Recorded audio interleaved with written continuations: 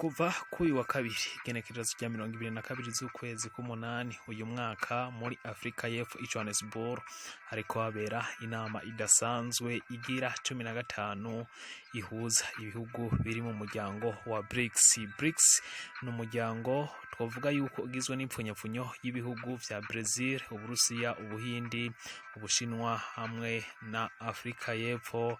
Iyi nama rero ikaba iyobowe n'umukuru w'igihugu ca Afrika Yepfo ariwe Cyril Ramaphosa. Ni inama igira 15 idasanzwe kuko atari bino bihugu vyonyene vyayitabiriye ahubwo n'ibindi bihugu vyagiye bironka ubutumire, twavuga nk'igihugu c'u Burundi aho caserukiwe na nyene cubahiro umukuru w'igihugu cacu ariwe Evariste Ndayishimiye, ariko kandi no ku zindi mpande ibihugu bitandukanye vyariko birarondera ukwinjira muri no muryango bikaba vyashitse i Johannesburg aho vyagiye gukurikirana inama y'imisi 3 kuva kuri uyu wa 22 gushika ku munsi wa 24 z'ukwezi k'umunani uyu mwaka. Muri kino kiganiro tugiye kwicara cyane kuvyerekeye ino nama, ariko turahagara cyane ku ijambo Vladimir Putin yashikirije ubwo yakurikirana ino nama ku buryo bwa video conference. Ni Kw'I wa kabiri igenekerezo rya 22 Myandagaro aho yayishikirije ari i Moscow, akaba yarishikirije kubera yuko atari gushobora kwitabira inama y'abakuru b'ibihugu bagize uno muryango wa BRICS kubera ibihano yashiriweho na sentare mpuzamakungu ICC canke se Cour Penal Internationale mu Gifaransa, mu mfunyapfunyo bavyitwa ngo ni CPI. Ni inama isa niyitezweho ibintu vyinshi, harimwo iyaguka ry'umuryango wa BRICS agashobora kwinjiramwo ibindi bihugu, ariko kandi hagashobora kwigwa uburyo idolari rya Leta Zunze Ubumwe rya Amerika risanzwe ryariharije isoko mu bijanye n'iguranwa ry'ibidandazwa rishobora gusubira hasi, nk'uko uno mukuru w'igihugu c'Uburusiya yabishikirije muri video yarungitse ishika iminota 17 yose. Birumvikana yuko tutaza kwigaruka ko uko igenda iri ajambo ku kandi, ariko tukaza kwifashisha amajambo akomakomeye yashikirije. Nubwo perezida w'Uburusiya atashitse muri Afrika Yepfo kubera gutinya gushobora gufatwa akarungikwa irahe ku vyaha vy'intambara yagirizwa ko yoba yarakoze mu ntambara ya Ukraine, aho yoba yaratwaye bunyago abanyagihugu b'abana, ariko igihugu c'Uburusiya caserukiwe ku buryo bw'imbona nkubone inyuma y'imyaka ishika 3 mu mwaka wa 2020 aho COVID-19 yatumye ino nama ihora ikorerwa ku buryo bwa video, ariko kuri ubu abakuru b'ibihugu bakaba bahuye imbona nkubone. Uburusiya rero bwaserukiwe imbona nkubone na Sergei Lavrov asanzwe ari umushikiranganji w'imigenderanire w'Uburusiya n'amakungu. Ni BRICS ari umuryango wavutse mu mwaka wa 2009, kuri ubu rero ukaba ugizwe n'ibihugu 5. Bwana Putin, perezida wa Federasiyo y'Uburusiya, ageze ijambo kubitabiriye inama ya BRICS ku buryo bwa video, yemeje ko idolari rya Amerika ritegerezwa guhanganwa bikomeye, ndetse kuri ubu hategerezwa gukoresha icitwa de-dollarisation mu gushira hasi idolari mu ihanahanwa ry'ibidandazwa, kuko Leta Zunze Ubumwe za Amerika zarikoresheje nk'ikigwanisho mu guhangana n'abo badahuza. Kuba Putin yemeza ko hategerezwa kwigwa uburyo bundi bwo guhanahana ibidandazwa hatiriwe arakoreshwa idolari rya Amerika. Uburusiya, Ubushinwa, Ubuhindi, Brazil na Afrika Yepfo ni ibihugu vy'ibihangange aho amafaranga vyibitseho canke se GDP, Global Domestic Product, busanzwe bufise ibice 26% vy'isi, bakongera bakagira ibice 40% vy'abanyagihugu bose baba kw'isi. Bwana Putin yemeza ko ubu BRICS iza yararenze kure ibihugu bitunze hafatiwe ku mutungo global economy, ubu bakaba bafise ibice 31% kuri 30% y'ibihugu bisanzwe bimaze gutera imbere mu bijanye n'inganda ibihugu indwi arivyo bigize G7. Mu myaka 10 iheze investissement zagiye zikorwa n'ibihugu bigize BRICS zariyongereye cyane ku ncuro zirenga 6 ndetse zikaba zashitse ku rugero rwa 20%. Bwana Putin yemeza ko Moscow yashize inyungu cyane mu bijanye n'ubwikorezi cyane hatwagwa ibidandazwa ku bihugu bigenzi bigize BRICS. Nyuma ibi bidandazwa bikaba vyarageze ku masoko mpuzamakungu harimo ibidandazwa vy'ifungurwa, ibijanye n'ivy'ifungurwa ndetse ibinyanguvu, hatibagiwe rero n'ibidandazwa bindi bikunze guhanahanwa ku masoko mpuzamakungu. Putin yemeza kandi ko hagiye gushigwa imbere ibijanye na corridor canke inzira ishobora guhanahanirwamwo ibidandazwa biciye mu buraruko n'ubumanuko bwa Arctique. Bwana Putin yagize ati tugiye kongereza kurungika ibitoro, ibifungurwa n'ifumbire na cane mu bihugu bikenye kandi bikiri mu nzira y'amajambere. Bwana Putin yamirije bikomeye mu ijambo yashikirije mu yinama ko ibihano vyafatiye Uburusiya kubera intambara yatanguje ibikomeye vyateje ibura ry'ibifungurwa ahatandukanye hirya no hino ku isi. Ni Putin yongeye kwemeza yuko intambara ibihugu vyo mu burengerazuba bitipfuza yuko ihera, ariko ngo hakoreshejwe ibigendajuru canke satellite ngo vyoba bituma kino gihugu ndetse na bino bihugu bitipfuza yuko ino ntambara irangira. Twibutsa ko mu ijambo mu inama nkuko twatanguye tubivuga, Putin ariko ayikurikirana mu buryo bwa video link kubera impapuro zo kumuta muri yompi yashiriweho na CPI canke se ICC International Criminal Court mu kwa gatatu bivanye n'ibirego Ukraine yatanze ko Burusiya bwatwaye abana ba Ukraine mu Burusiya mu buryo bunyuranije n'amategeko. Afrika y'Epfo nayo ikaba yarasinye amasezerano ya Rome.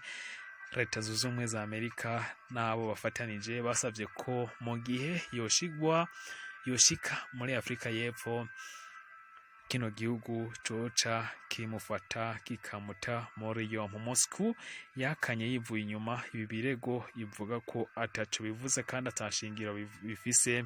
Perezida wa Afrika y'Epfo yagumye asemerera ko gufata Putin vyoshobora gukwega intambara hagati y'Uburusiya n'iki gihugu. Ni nayo mpamvu ubutegetsi bwa Moscow bwahisemwo kurungika Sergei Lavrov mu guhagararira Putin muri BRICS Summit iriko irabera i Johannesburg muri Afrika y'Epfo. BRICS ni ishirahamwe risanzwe rifise ihangiro mu kuduza ubutunzi hagati y'ibihugu bihuriramwo, ikaba ari inama ikozwe amaso mu yandi kuva mu mwaka wa 2020 ubwo ikiza ca coronavirus cahaba. Bwana Ramaphosa, perezida wa Afrika y'Epfo, mu ijambo ryo guha ikaze abategetsi bagize BRICS yemeje ko BRICS ari huriro rihagarariye ibihugu bishize hamwe kandi bifise ihangiro ryo guhuza mu by'ubutunzi, common desire to have a more balanced global and order and to increase complex and fractured world.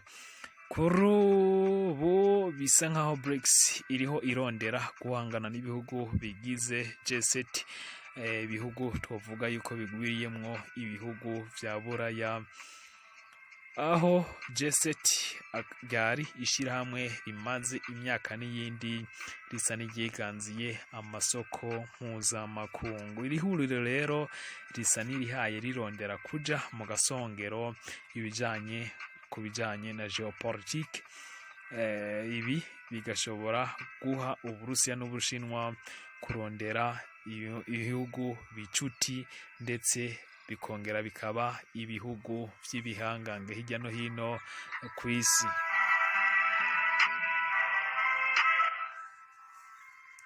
Kuri ubu hambavu y'ibi bitanu bigize BRICS, kuri ubu ibihugu 22 vyerekanye ko vyifuza kwinjira muri uyu muryango, aho bimwe muri vyo bimaze gutera intambwe igaragara. Anil Sokrar, ambasaderi wa Afrika y'Epfo muri BRICS, mu mwaka uheze yemeje ko ibihugu 22 vyateye intambwe mu buryo bwo gusaba ibisabwa ariko hari n'ibindi bihugu vyerekanye koko ugushaka ko kwinjira muri uyu muryango harimwo imigabane ishika 3: Aziya, Afrika ndetse na Amerika. Ku ruhande rwa Amerika, Argentine na Mexique hamwe na Venezuela nivyo bihugu vyasabwe yuko vyoba mu muryango wa BRICS. Naho ku ruhande rwa Afrika, igihugu ca Nigeria, Egypt na Ethiopia akaba ari ivyo bihugu vyamaze kuba bisaba yuko vyo kwinjira mu muryango wa BRICS. Ariko kandi hakaba n'igihugu c'u Burundi kiriko kirarondera gusaba yuko cojamwo nubwo impinga ikiri ndende. Ku rundi ruhande kandi muri ku mugabane wa Aziya, Arabie Saoudite, Bangladesh na hamwe na Emira Arabes Unis navyo bikaba bimaze gutera intambwe igaragara kugira ngo bishobore kwinjira mw'uyu muryango. Ibihugu bigize BRICS vyerekanye ko intambara Uburusiya bwatanguje ataco vyayitwaye kuko atabihano vyigeze bishiriraho canke se ngo vyiyamirize bino bitero Uburusiya byatanguje muri Ukraine. Ibi rero bikaba bisa n'ibihugu vyo mu burengero yuko bashigikiye igihugu c'Uburusiya, kandi bikaba vyakomeje guhanahana ibidandazwa hagati y'Uburusiya hamwe na bino bihugu bigize umuryango. Mu kurangiza nuko rimwe mu ihangiro iyi nama izofasha Uburusiya cyane mu gukuraho idolari nk'ifaranga ryifashishwa mu ihananwe mu vy'ubutunzi, mu gihe ibihano vyashiriweho Uburusiya harimo idolari nk'ikigwanisho ryafashije cyane Amerika n'ibihugu bigenzi kugabanya buke iduga ry'ubutunzi. Ku rundi ruhande, Ubushinwa buriko bugerageza kubaka no gukomeza iduzwa mu vy'imigenderanire n'Ubushinwa hamwe n'amakungu biciye muri BRICS hamwe na Leta Zunze Ubumwe za Amerika. Ibi rero bigazotuma kino gihugu c'Ubushinwa ndetse n'Uburusiya biduga ku rugero rutigeze kwibazwa, aho ariko ibi bishobora gutuma ibino bihugu biduga ku rugero rutigeze vyibazwa. Ku rundi ruhande ariko, Ubuhindi bwo ntiburondera guhangana n'ibihugu vyo mu burengero, ariyo mpamvu kino gihugu c'Ubuhindi kigenda gikorana n'impande zose, aho kuri ubu kino gihugu c'Ubuhindi gisanzwe kiri no mu vyiswe G20 canke se ibihugu 20 biriko biraduga mu butunzi. Aha akaba hagwiriyemwo ibihugu vyo mu burengero vyinshi vyo ku mugabane wa Uburayi.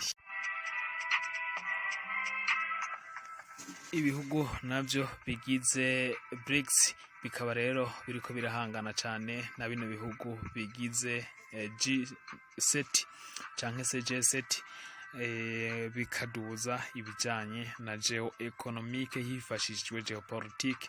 Ibikaba biba bimwe mu bintu bidahuzwa n'ihangiro ry'Ubuhindi. Uburusiya rero bubona iyi nama nk'amahigwe arenze yo gukomeza alliance mu bijanye n'imigenderanire n'iduzwa ry'ubutunzi yaba muri Afrika muri rusange. Gusa Ubuhindi bushobora kubera intambamyi ibihugu binyamuryango mu yinjizwa ry'ibindi bihugu muri uno muryango, kuko vyovyo bitarota bishaka yuko ibindi bihugu vyinjiramwo gusumba. Ariko kandi n'imbere mu bihugu bigize BRICS hari ukutumvikana na cane igihugu c'Ubushinwa n'igihugu c'Ubuhinde mu bijanye n'imipaka. Ibi bikaba kimwe mu bintu bikunze guhanganisha bino bihugu bibiri.